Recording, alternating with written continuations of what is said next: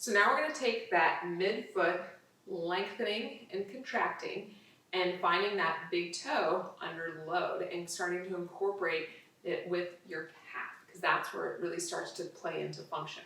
So what we're going to do is we're going to work on some calf raises. A lot of time I find when people go to do calf raises is they're not actually lifting up with their calves and thinking about pressing the ground away to come up, but instead you're just kind of shifting forwards and back and almost pulling yourself forward with the front side of your body instead of finding that back side. The other thing I find is that people don't think about it as being an arch strengthening exercise as well. So what we can do is we can start off where we're thinking about keeping that arch set in place and just finding that calf and going up and down, making sure that that arch doesn't relax down as we go through the movement, and then we can take it a step further with that. So first we're going to start off and we can think about finding that big toe to help build that connection. Finding that big toe pressing down helps to create stiffness in that arch to then connect with that push and lift off, making sure we're not rolling to the outside or swiveling to make that push off happen. So what you can use is behind a towel, and this is a pretty long one, but you're just going to step on it, and as I'm doing this, you're going to think about creating a slight resistance and lift up against that big toe. It's not so much that you're fighting it, but just kind of give that little feedback of, oh, let me maintain that pressure down through my big toe. I'm going to focus on, you can do this both at the same time, but sometimes just focusing on one foot at a time can help, or you're going to have that other leg down to help you out so that you're not just leaving that right foot out to dry. So I'm going to be pressing down through that big toe, all while making sure I don't lose my pinky toe contact. And then my knees are going to be soft, I'm being nice and tall. I'm pressing down that big toe. As I come up, I'm thinking about pressing into a gas pedal to lift my heels up, and then slowly coming back down as I lower down.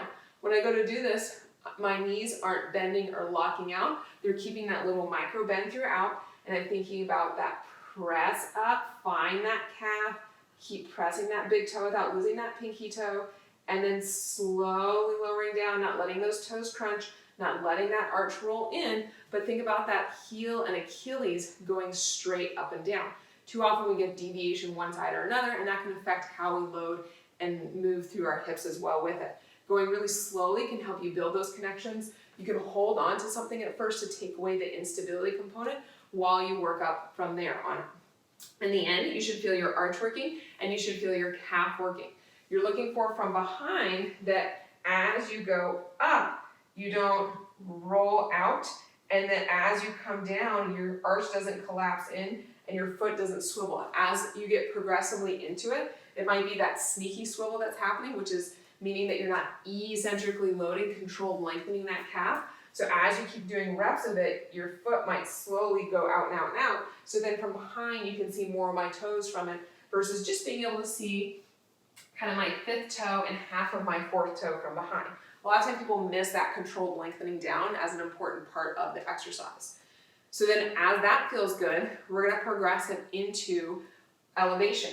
So the idea of doing it with elevation is that you then can start incorporate that arch unlocking and then locking back up. So we're thinking about lengthening and contracting the calf and then unlocking and locking, so lengthening and contracting that arch. So I'm going to go here and I'm going to have my feet up on a step, or I just have a book here. And so from step height down and to that step height, that's where I'm thinking about that arch unlocking and locking. Again, with control, making sure you're not swiveling, making sure you're not losing points of contact of your base of your pinky toe and your big toe. So you can always go back to using those sock wedges on one side or the other to help you feel that contact with it. But then, so I'm going to unlock down, letting those heels lower down. I'm going to lift that arch to come up. Don't lose the base of that big toe or pinky toe.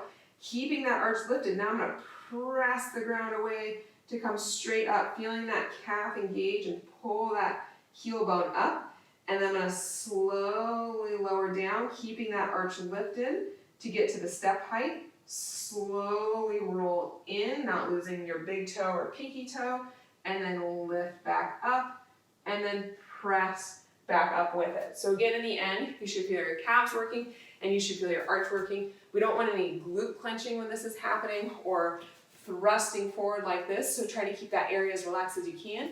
You can always try squeezing a block between your knees to see if that helps keep those hips relaxed. But if your glutes are clenching when you're doing this, you're feeling some congestion in your pelvic floor, that goes to show that some isolated arch and footwork can really help free up that area so this area isn't having to overwork. And it might mean that, yeah, you're making the movement happen, but the question is with what? So work on some of the other foundations and basics to build that connection and build that mobility without as much load, to make sure that when you put that load on it, your body can handle what's happening from the places that we want to have happen with it. Lastly, from the side again, watching, you're pretending like your face is about 2 inches away from the wall, and that as I come up, I'm going straight up and straight down and not swinging forward into it or putting my hips forward.